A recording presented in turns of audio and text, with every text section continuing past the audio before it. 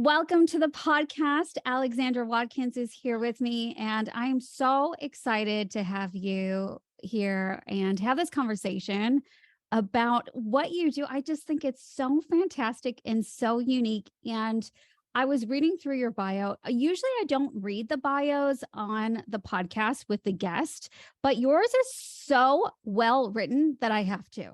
So I'm going to Oh, start with thank that, if you. that's all right.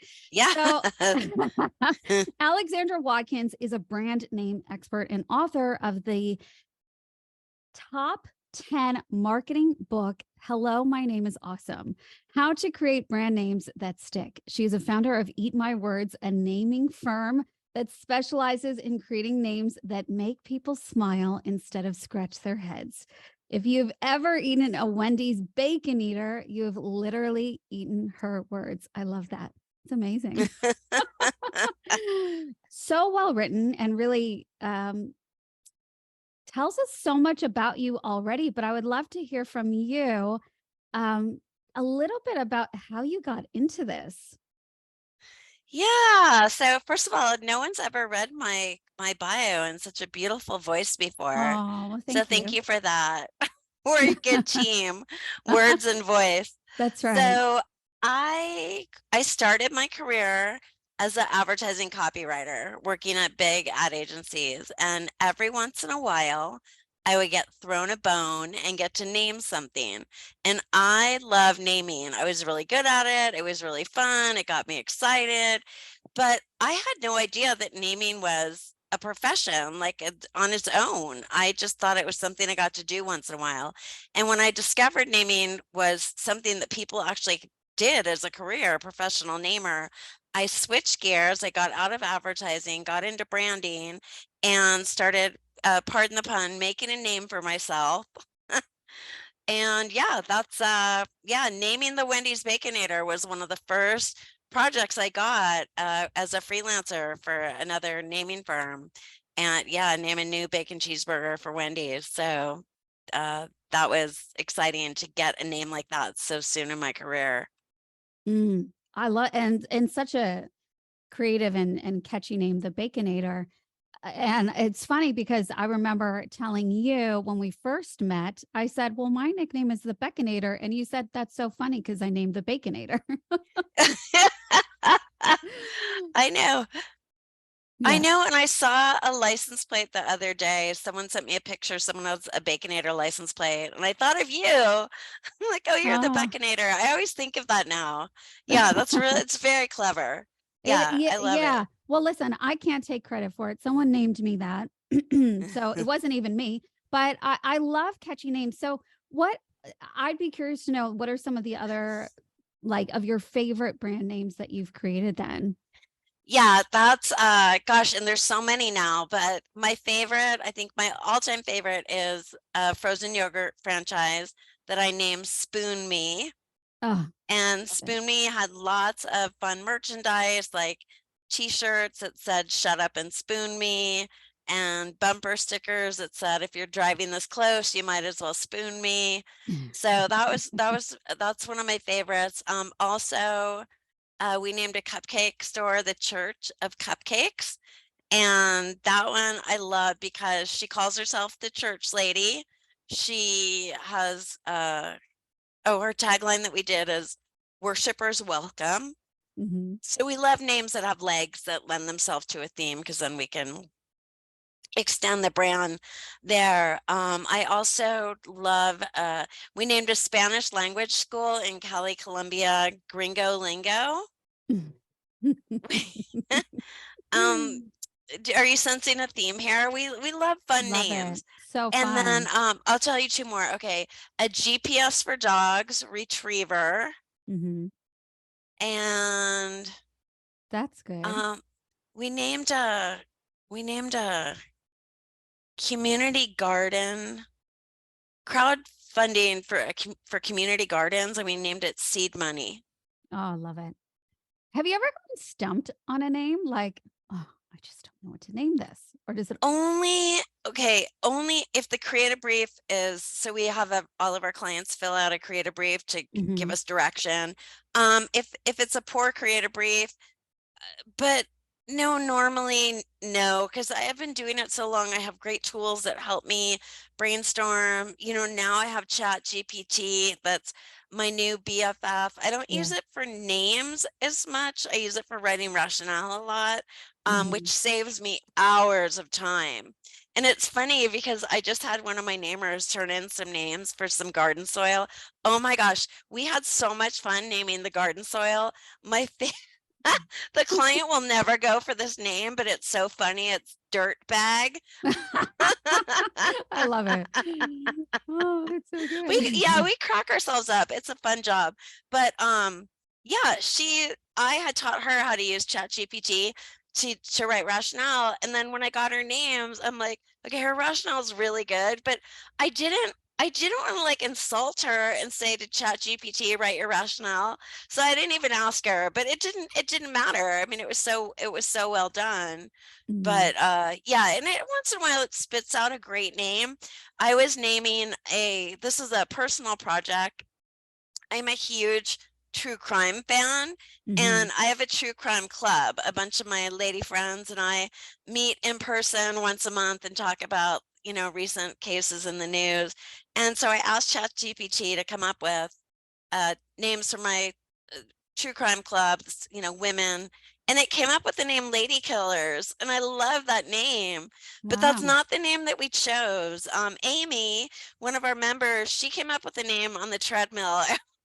I'm always impressed with when anyone can come up with a name where they're not sitting in front of a computer.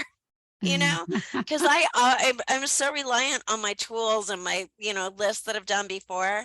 But yeah, she came up with the Jane Does. So that's who we are. Ooh, And we all call each other Jane. I love it. It's so creative. Yeah. Uh, okay, so then I have to ask, well, where does the creativity spark from? Because My you have mom. from your mom, Oh yeah, really? no, I was born creative. Yeah, my mom's super creative. My mom is still like my mom is not only creative, like she's the one that always gave me permission to be creative. Mm, Like yeah, I was doing crazy stuff in high school, and she would just encourage me to really be out there. Um, and to be fearless. And mm. yeah, no, I'm just so lucky. And my dad was a marketing guy, so I lucked Ah, out and kind of hit the genetic jackpot in that way, or I guess the career jackpot in that yeah. way. Yeah, so you always had sort of this clear vision for yourself of where you were headed. Yeah, when I was in 8th grade, I knew I wanted to be in advertising. So Really? I figured it out really young. I talked my parents into not making me go to college because I didn't want to go to college. I just wanted to work in advertising. Mm, So, they were both well educated. My sister's off at the Harvard Business School, but I wow. didn't want to, I'm like, No, no more school. I got so bored in school unless I had unless it was English class or I had an interesting assignment where I had to write a paper, then Yeah. I was usually pretty bored. Mm. So then, okay, so then you didn't go to college. You finished high school and you what, just intern, got straight into advertising, or how did it happen? I had so I this is just was so random that in the town where I grew up here in San Diego, La Jolla, California, there was an advertising school and it had just opened 3 months earlier when I discovered it. And my parents my parents are like, they knew, it was too much of an unknown, right? They hadn't even graduated a class yet. But I knew I wanted to be in advertising. All of the instructors worked in the industry. It was 20 classes. So I took all the classes and I got an internship with one of the teachers. And so that's how I started. And then I was always a good writer. So I could either write my way or talk my way into jobs. And that's how I pretty much got all the jobs. Mm, wow. And look at you now. Look at you now. So I'm curious then to know. So you started in advertising, and then what was the point where you're like, I'm really good at this naming thing. Maybe that should be the thing that I focus on. Like, Where did that stem from? Was it the Baconator? Was that it? No. I hadn't started naming yet. I was just, like once in a while I get thrown the bone. So I was working on I was living in the Bay Area at the time and working on a Mhm. lot of technology clients, and I was writing an ad for one of them, and part of the ad had like a fictitious bike company in it, right? So we had to make up a name for the bike company. And I was way more interested and excited about making up names for the bike company than I was about working on the ad. And that's when I knew, like, okay, because I think one time I heard somebody say, like, if you're trying to figure out, what to do for a career, find out what you've done in your life that's really excited you and made you happy. And so that's when I completely switched gears. Yeah. And it was hard because I didn't know anyone in the naming world. All of my contacts were in the advertising world. Mhm. So I got on LinkedIn. That was like back in the very beginning, and I just started reaching out to people and making connections and getting to know people. And I discovered pretty quickly that naming firms are run by and and staffed by linguists, right? I Mm. I didn't have any linguistic background. I had no formal education. So I went I realized that the names I was coming up with. So when I was freelancing I started, well, my big break. So wanted to be a namer, but my big break was when I got hired by Landor to do some freelance work. And I started realizing that these other naming firms, they're not doing my style of really fun, clever, conceptual names. They're doing more linguistic based names. So that's when I realized I really have a niche that I can carve out for myself. And that's what I did. Wow. And you really have, you've what you do is so creative and the way you've presented it is so catchy. So when did that turn into it's time to write a book about it? Oh, I didn't want to. That's a funny story. I just saw like Facebook like 9 years ago, and it was my publicist saying, I just got my book. So yeah, I didn't want to write a book. My parents both had written books. But they had day jobs too. Mm, Um, and I knew that there wasn't a lot of money in writing books, and it just seemed like a lot of work. And, when you're naming things, you're just writing one word at a time, like, a list. You're not having to string sentences together. And I had done enough of that as an advertising copywriter.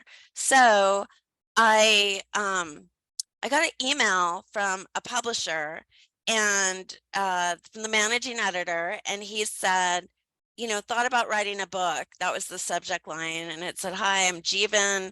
Um, your website copy is so much fun. You have such a great sense of humor, which is something that's sorely lacking in the business world. We would love to publish a book or two by you. Do you want to come in and meet me? And I was like, oh, thanks, but no thanks. Where like so many people would have just been like, what? mm, But I didn't want to. So I was like, thank you, but no thank you. But they kept pursuing me, and their office was walking distance to my house. So they invited me over to lunch to meet another author and go to something that they call author day, that every author the publisher Barrett Kohler gets, where they have a whole day where they celebrate you and you give a talk about your book and you invite your friends and the whole staff comes and you meet with your editor and the PR people, and it's like really a big deal. No other publisher does this. So I started realizing pretty quickly that they were very different from a traditional publisher. And then when I spoke to some of their authors, I realized, wow, this is really a special publisher, because people would tell me, oh, I used to publish with, Rand McNally or whoever these other big publishing companies were. And they said, once I went with Barrett Kohler, I never went back to anywhere else. I just publish with them now. So that was a good sign. And the author, if you're a BK author, you get final say in the title of your book and the cover of your book, and no other publisher does that. It doesn't matter what title you come up with. They're going to give you the title that they want your book to have. It doesn't matter what you want the cover to look like. They're going to come up with a cover for you. Wow. And I can imagine for what you do, it's very important for you to be able to name it, to have the Yeah, it title really for it. was. It really Yeah. was. It Yeah. was. Yeah, and they designed a cover for me and I didn't like it at all. So I just Mhm. hired a designer friend to do it for me. Well, let's deep dive into it. Hello, my name is Awesome. How to create brand names that stick. I love that. So, in the book, I'm imagining that you talk about, well, how do we do that? So, when people are thinking about, well, how do I name my thing? Like, where do people just totally get it wrong? Oh my gosh, such a good question. The number one thing that people do wrong is they start in the wrong place. They start by looking for a domain name. That should be the Oh, very last thing that you do. oh my gosh. Everyone I'm sure we starts on probably all done. I've probably done No, that too. everybody does it. Everybody does it. And so, look, that's gonna be frustrating. No wonder why people get so frustrated trying to name things, because that's where they start. And look, all of the good domain names are taken. Like every single word is taken. In my book, I joke that I think the only available domain name is beige kumquat.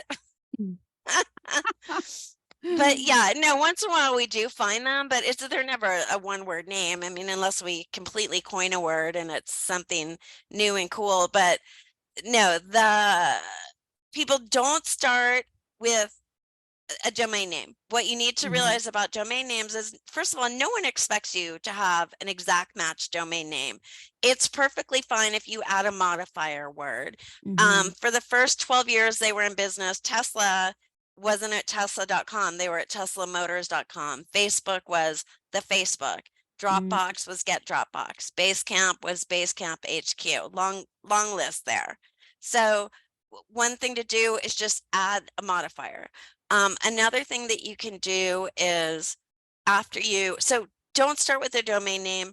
First, come up with a brand name that speaks volumes about you, that you can live with forever because your name is going to last forever. Mm. And then look at domain names. And if you can't find the exact match, and you probably won't, providing that your name has cleared trademark screening, just add a modifier word, and that can actually help with search engine optimization. So if my firm wasn't at eatmywords.com, we could be, Eat My Words brand names, or Eat My Words branding, Eat My Words naming. So that's something you can do. But what I encourage people to do is be more creative. So an example is, Can I use my podcast as an example? yeah, Like yeah, the Voice of Your Brand podcast, like does that when you look at that, is that like a strong brand name for the podcast? yeah. Yeah, the voice of your brand, and podcast helps you with search engine optimization. Right. So that was what I did is I went straight for the domain. I was like, okay, the Voice of Your Brand podcast. So and I always thought like I don't even know if people understand what I'm saying when I say voice of your brand. It makes sense to me, but I don't think it makes sense to other people. So what are some of the qualities of like a strong brand name? Like does that stand the test of time in your opinion? Okay, and by the way, yeah, brand voice. I mean, people talk about brand voice all the time. So I Yes, think yes, people understand it. yes. Yeah, no, it's a great name. Um, the did you ask me about the qualities of what makes a great name? Yeah, yeah. Like Yeah. I would love to, and I'm sure the audience would love to know, like when you're crafting the name, how do you know that it's a strong name? Like maybe they're deciding between two different names, right? Yeah, so I have a 12-point name evaluation test to help Mm, people determine if it's a good or bad name. It's called the Smile and Scratch test, and it's based on my philosophy that a name should make you smile instead of scratch your head. Doesn't need to make you laugh like dirt bag, but it just needs to make you smile in your mind. And that means you get it, right? Because mm, everybody wants to get it, right? You want someone to look at your name and feel clued in, not clueless. mm. Um, it's funny, I just named something clued in, and was telling the client, I say that all the time. People want to feel clued in, not clueless. So Yeah. the S in smiles. So SMILE is an acronym for the 5 qualities that make a name great. Scratch is an acronym for the 7 deal breakers. When to scratch it off the list. So SMILE, the S stands for suggestive. You want your name to suggest something positive about your brand. Give people a hint about what it is that you do or what your brand does. So that's an example is Amazon. Amazon is a metaphorical name that suggests gigantic, which is what Jeff Bezos had in mind when he named it. The M in SMILE stands for memorable. What makes something memorable? Because everyone always says, I want a memorable name. But what makes something memorable? And what it is they've studied this. What makes something memorable is if we already have an association with it in our existing knowledge base. So that way, if something's familiar, it's going to be easier to remember. There's a bike lock company called Kryptonite, and most of us know Kryptonite from Superman, and we know that Kryptonite repels Superman, therefore Kryptonite would repel bike thieves. So that's an easier name for people to remember than just, some random new word that they might not be familiar with. Mm. The I in SMILE stands for imagery. When people remember images, and they can recall images much more quickly than they can recall or remember words and letters. So if your name, when people hear your name or see your name, if they can picture it in their head later when they're trying to recall it, it's going to help them bring it up out of your brain's dusty filing cabinet. So for instance, we named an energy drink for women Bloom. And when you hear Bloom, you can picture a flower in your head. So that's going to help later when you're standing at the grocery store in front of that wall of energy drinks and trying to, what was that one Alexandra talked about? Oh, little flower pops up, Bloom. And then the L in SMILE stands for legs. We talked about legs a little bit with the Church of Cupcakes. She calls herself the church lady. She worshipers welcome is her tagline. So if you have a name that lends itself to a theme, it's going to help you extend your brand and get more mileage out of it. So one that I love that I think everyone can relate to, because this seems to be the favorite story in my book, is we named a woman she's a PR professional. Her name is Lynette Hoy, and she's a fiery publicist. And she is relentless, keeps calling the press until they get back to her. So we named her Fire Talker PR. Her tagline is hot on the press. She calls herself the fire chief. She works in the firehouse. She has packages like controlled burn and fire starter. And she has a theme song, and it's Fire by the Ohio Players, which is a Wow. really cool old school song. And, we've all been to conferences or, events where there's a speaker on stage and they try, okay, everybody stand up and, look to your neighbor. And it's just that cheesy, right? I cringe at Yeah. stuff like that. I hate it.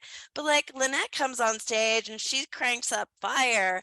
But the Ohio Players, like people are, they're grooving to it, and they already like it sets the tone, right?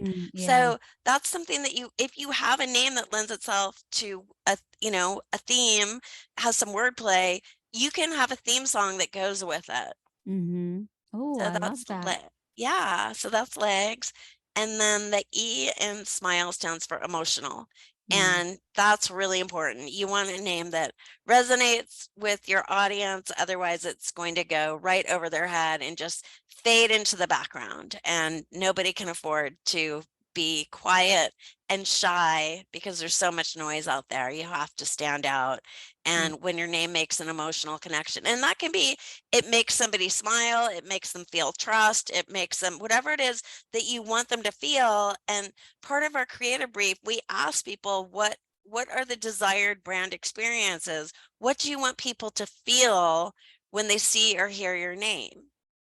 Because we want to make sure that when we give them the names that we can look back and say, yes, these things all work. Mm, So love it. that's Smile. Brilliant. Just when you were talking about the L, it got me excited. I was like, I need a You song. need a theme song. Oh my gosh, I love it. Getting me all excited. I'm thinking You, now. well, okay, here's what you can do, and anyone can do this. Mm-hmm. Go, so Ranker, I love whoever puts together these lists. I don't know, but like you can go in Ranker or just Google song titles with the word voice, or song titles with the word Mm, fire, whatever it is that yeah, you're looking for. My theme song is Sugar Sugar by the Archies, old school song. And then the second theme song on the playlist is Candyman by Sammy Davis Jr. Two throwbacks to a more innocent era. beautiful. So when do you use your songs then?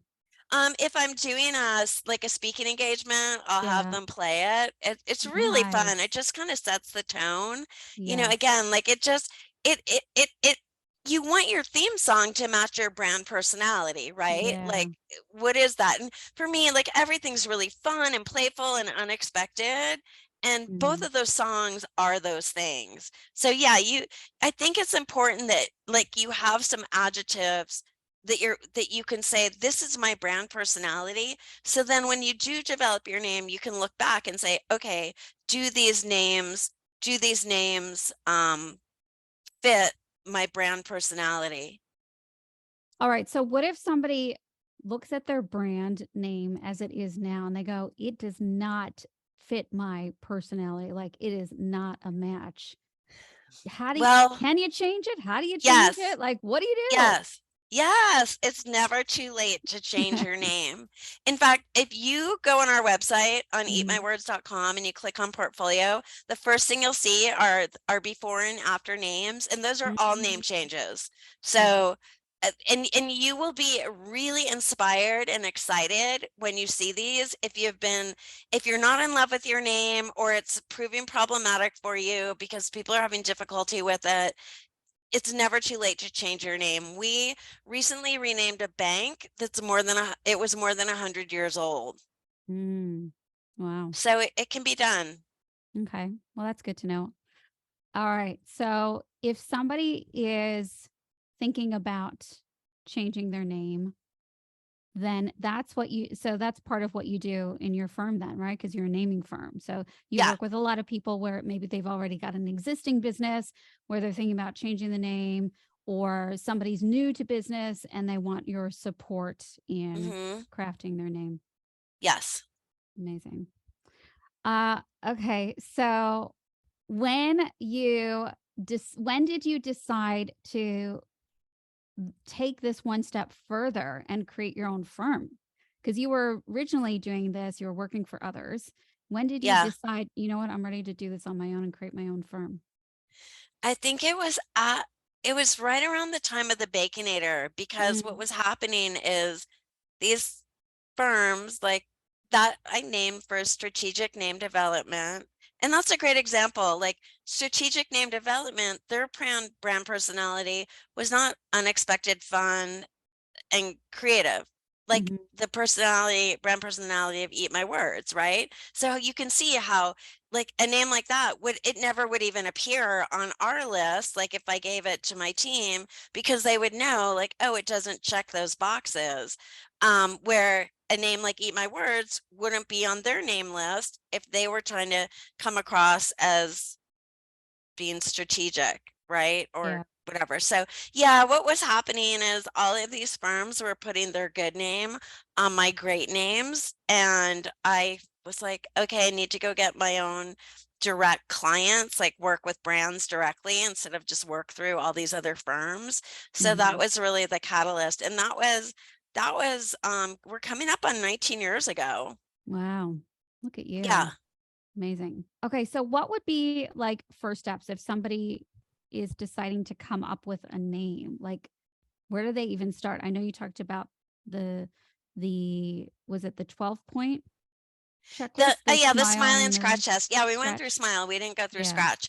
But with what I would definitely do, don't start by staring at a blank slate of paper. I mean, we already know you're not going to go to GoDaddy.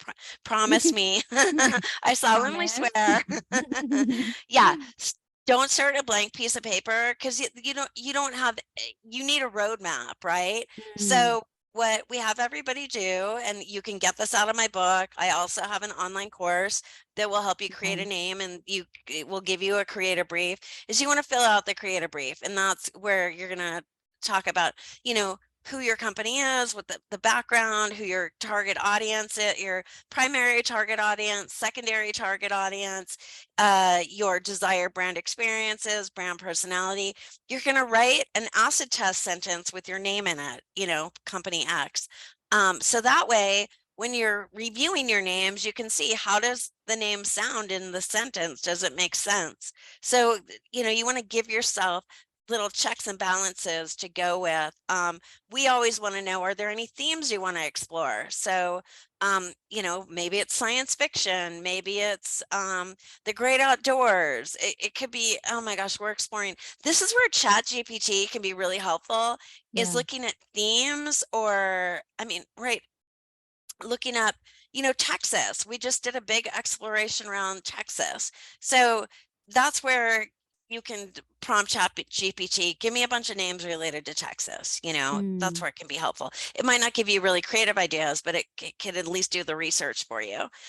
So you fill out the creative brief. Then from there, what I encourage people to do is pull pull a dozen words out of your brief, and they don't have to be words that you want in your name, but they can be words that will lead you to the final solution. So for instance, when we were naming a frozen yogurt store, one of the names I pulled out of the brief, one of the words I pulled out of the brief was skinny, right? Because it was a skinny treat, less than 30 calories per serving. So I pulled that out. When I was brainstorming, I was looking at things that are cold, because they were based in Salt Lake City, Utah, and there's a lot, it snows there, there's a lot of winter sports go on there. So I was looking up things that are cold, and I saw a picture of a frozen thermometer outside, like a temperature gauge, and it was like below zero. And then one thing that's really helpful to me is, when I'm looking at a picture, I say what I'm looking at out loud, mm, because sometimes when I'm talking about it, then the words pop out. And I yeah. said, below zero. And then that made me remember, oh, it's below 30 calories. So I came up with the name 30 Below, Mm, because it's below 30 calories. So that's how I got there from skinny. But also with cold, I was looking up things that are cold. Oh, and I saw someone doing a snowboarding trick, and I'm like, that's so cool. And then I was like, oh, so cool. Like, that would make a fun name, but maybe not to wear on a t-shirt. But yeah, so just looking at stock photos is a great way to brainstorm, and because a picture says 1,000 words. So mm, that's one thing I do. But I just start, pull out the starter words to explore. Thesaurus can give you a lot of ideas. I came up with the name Frigid by looking in a thesaurus. mm. So Goosebumps. I came up, so the frozen yogurt store was targeted at their audience was hormonal teenagers, and I saw there were goosebumps, and I never would have come up with goosebumps on my own. But goosebumps, it's like, it's evocative of when it's cold out, but also, hormones raging, right? Like, oh, I have a crush on that guy, of goosebumps. So yeah, Wow. those are some things that you can do, but definitely come up with a lot of names, and make sure that you trademark screen your names. If you need a source for that, shoot me an email, alexandra@eatmywords.com. I will give you a great resource for trademark screening. And yeah, and then buy your domain. Then buy your And domain. then Don't buy even your look at, domain. yeah, don't even look at domains before that. I love it. Okay. This has been incredible, Alexandra. So much knowledge and creativity flowing through you. If somebody wants to now get in touch with you and see, how can I work with you? How can I, get my name that sticks, that people are going to remember? You mentioned you've got a course, you've got your firm. So what would be those next steps? If you go to eatmywords.com, you will, first of all, you'll see test a name, and you can run Mhm. any name through the Smile and Scratch test. And then you'll see everything that Scratch is all about, and judge your name honestly when you're running it through. Then, yeah, and there's information on my naming course there, and you can get my book there too. Yeah, and you can read about our services or shoot me an email if you want, Alexandra at eatmywords.com, connect with me on LinkedIn, all that good stuff.